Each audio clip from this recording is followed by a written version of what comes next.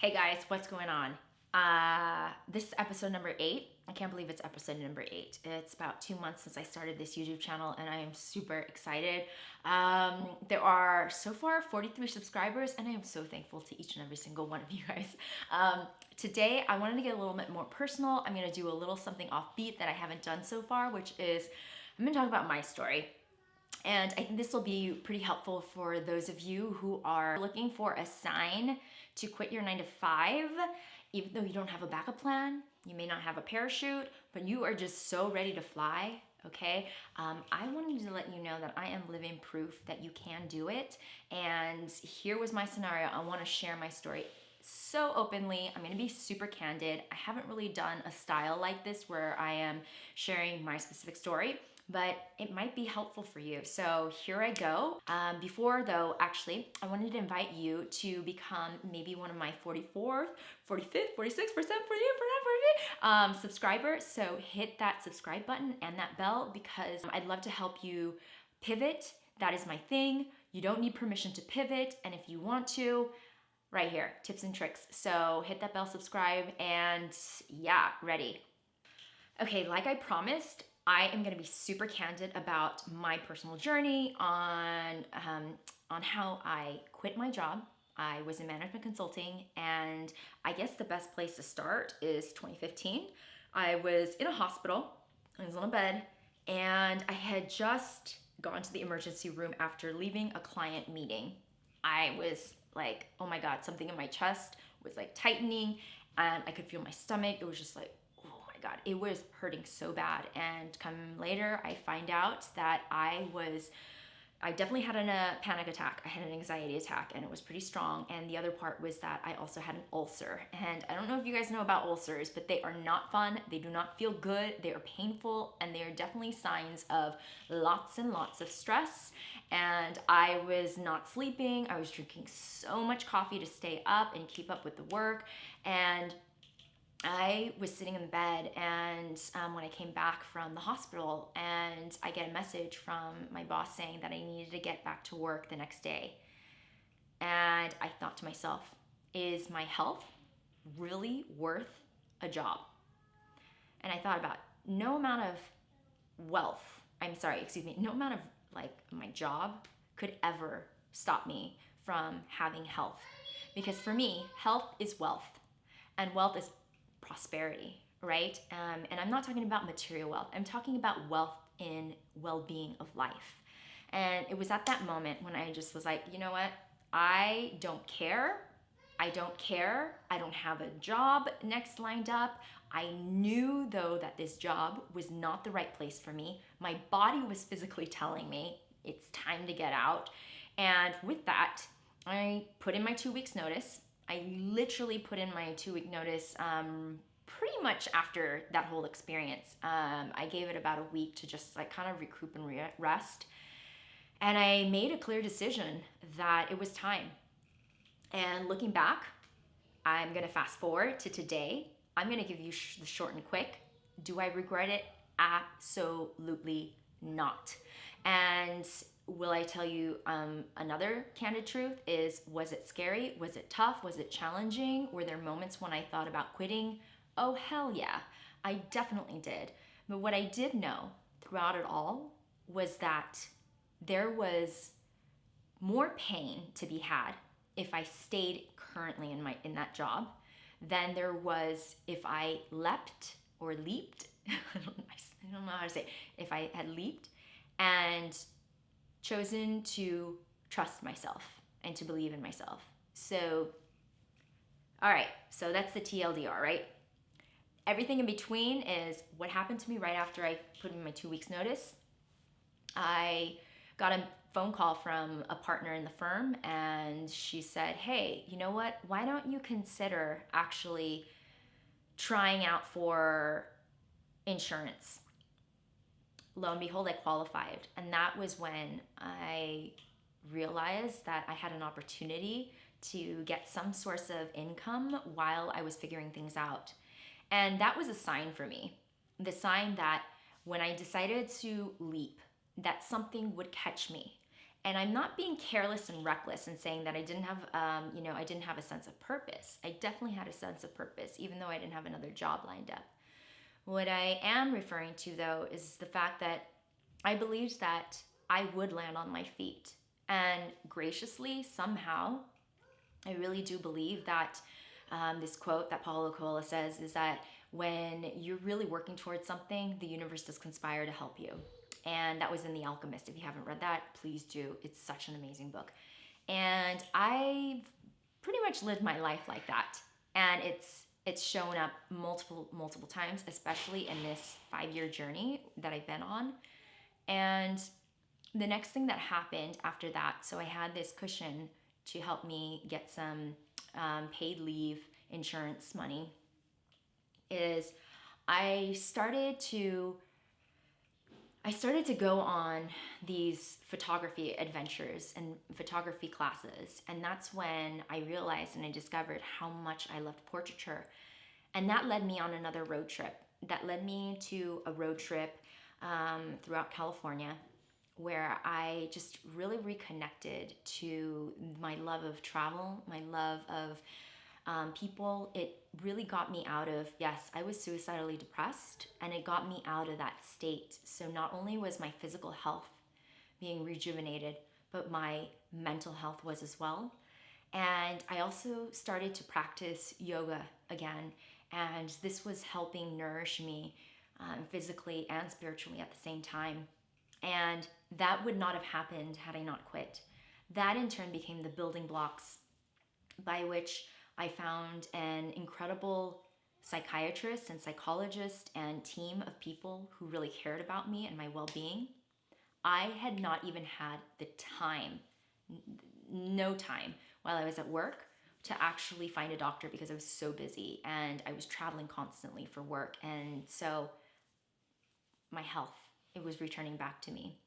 I then was traveling and and pursuing, my love for photography. And with that, I started to get messages from people saying, wow, it's so incredible what you're doing. It's just like, it's really inspiring. And that alone gave me enough of that fire to keep going. And so I then flew and I went to Turkey and I went to Lebanon, and I spent the next 4 months of my life over in that region, and was infused with so much inspiration during that time. I was so nourished creatively, so much flow, and I began writing a family memoir that I'm trying to write about my family on intergenerational wounds and overcoming those. And then I started a project, which was I started working and photographing in various vulnerable neighborhoods in Lebanon with the UN. And that's another story in itself, but that was another opportunity that happened. And these other doors, they just kept opening because I was following my curiosity and my heart. And here was this person who didn't have a plan at all. I had never had a photography gig ever before, like an official one. And here I was creating these opportunities, getting these opportunities to study, learn, and then actually getting paid to photograph. And I kept following where I knew that my heart was interested. And I am going to caveat this all with the fact that I was scared as fuck. I am not joking you. I was definitely scared. There were moments when I was like, yeah! And then there were moments I was like, oh my God, where's the parachute? It was like, it's like kind of like this Dr. Jekyll and Hyde. I'm not kidding you, okay? By the way, that's my nephew in the background. He's just like, yeah. Okay, so anyhow, that was like, it was a roller coaster. But at the same time, I also fell in love with a new country. I fell in love with a human being. I fell in love with myself. I then developed a whole new community of friends across the globe. And it was actually the seed that planted my desire to start the ICU project. And I'm not sure if you guys don't know, My project ICU, it has been to 16 countries and been to 5 continents, and it started from this time. And the ICU project is basically, really about seeing others, using the photographic lens to see. And it was during this time that it ignited all of this. And I fast forward, I then started my media production company, many different iterations, so to speak. But eventually I got to this point where I was like, okay, I think I can do this. I know maybe I can't, right? I was still in this back and forth. And then it was finally this moment when I hit rock bottom then again, right? I remember it was a few Mother's Days ago, and I didn't have any money in the bank account to actually pay for gas to get home, which was really scary. I mean, my God. Like I had put everything into my business. I had really just, talk about going all in on my business. So I am not speaking lightly as though I had some magical lottery, that was helping me through this, or that I had some magical, funds that was helping me through this. No. Okay. So it was real for me making these decisions of, am I going to panhandle to get home or what? Like, by the way, I hope my mother never sees this because, yeah, I would never want her to worry. But there is just like at this point, when I hit that and I said, you know what? I have been lollygagging between, oh, should I really do this or not? And I was like, you know what, Genevieve?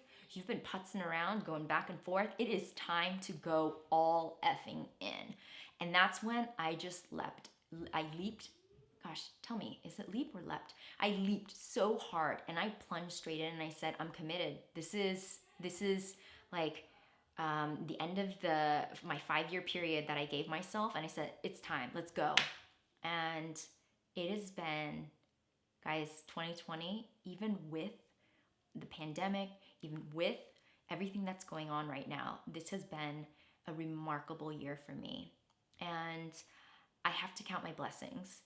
And I have to thank you, each and every single one of you, because you are the reason that I'm here, that I can say this, is that I think what got me through all of this, the reason why I knew that I had to keep going, even in those oh shit moments. And I mean, I did slip back into a few times with serious depression, and making the decision to go back on meds and all this stuff. It wasn't easy, right? But I think what was pushing me through was I kept saying that I believe in myself. I believe that there is the best version of me out there, and that if I just believed in myself, the more and more that I believed in myself, that I could realize my dream, and that it was really believing and trusting in myself that really catapulted me. It just takes that first leap of faith in yourself, and first leap to know that, your faith will catch you. I swear it will. And so if this is the sign that you're looking for to quit that 9 to 5 and you just needed that extra, I am going to say right now, seriously, I am going to actually commit to you that if you reach out to me and you say you're going to quit your 9 to 5 and you have no fucking clue how to do it and you're scared, I will cheer you on all the way. Message me, comment below, message me. I'm going to give you my email right now. It's g@genevievekim.com. I'll even put in the comments below, because I believe in each and every single one of us being able to realize our dreams, but it starts with us. We can fly. So I'd love to hear from you guys, where you're leaping to next, where you want to go, and if I can be of any support in that journey, wholeheartedly, I'm right here, guys. So let me know.